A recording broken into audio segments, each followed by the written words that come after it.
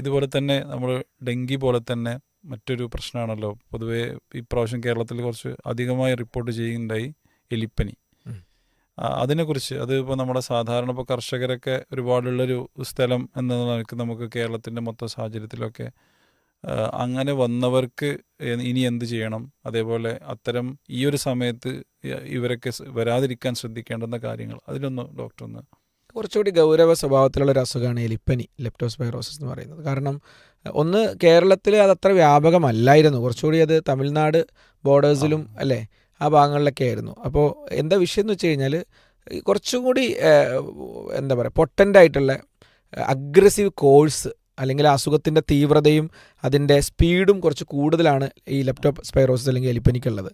അപ്പോൾ എലിപ്പനി നമുക്കറിയാം അത് തൊലിയിലൂടെയാണ്, അതായത് തൊലിയിൽ പൊട്ടിയ ഭാഗങ്ങൾ ബ്രീച്ച്ഡ് ബാരിയേഴ്സിലൂടെയാണ് ഇത് കടന്നു വരുന്നത്. അപ്പോൾ ഇത് എവിടെയാണ് ആർക്കാണ് വരുന്നതെന്ന് വെച്ച് കഴിഞ്ഞാൽ കണ്ടാമിനേറ്റഡ് വാട്ടേഴ്സിൽ വെള്ളത്തിൽ ഒരുപാട് ഇടപെടുന്ന ആൾക്കാർ, അതായത് ഫാർമേഴ്സ്, അതുപോലെ സീവേജ് വർക്കേഴ്സ്, അല്ലെങ്കിൽ നമ്മൾ ഈ പറയുന്ന ഫ്ലഡുമായി ബന്ധപ്പെട്ട് റിലീഫിൽ പ്രവർത്തിക്കുന്ന ഒരുപാട് നല്ല മനുഷ്യരുണ്ട്.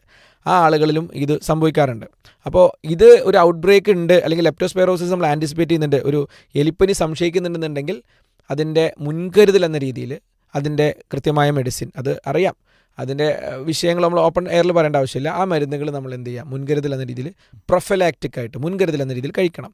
അല്ല നമ്മൾ ലെപ്റ്റോസ്പൈറോസിസ് സംശയിക്കുന്നുണ്ടെങ്കിൽ ആരെല്ലാം സംശയിക്കുക, ഇത്തരത്തിലുള്ള കർഷകർ, സീവേജ് വർക്കേഴ്സ് പോലുള്ള ആൾക്കാരിൽ ശക്തമായ പനി, ശരീരവേദന, പേശിവേദന, അല്ലെങ്കിൽ യൂറിൻ പോകുന്നില്ല, ശ്വാസം മുട്ടാണ്, അല്ലെങ്കിൽ പെരുമാറ്റ വ്യത്യാസം വരികയാണ്, അത്തരം കേസുകളിൽ കൃത്യമായി ഡോക്ടറെ കാണണം.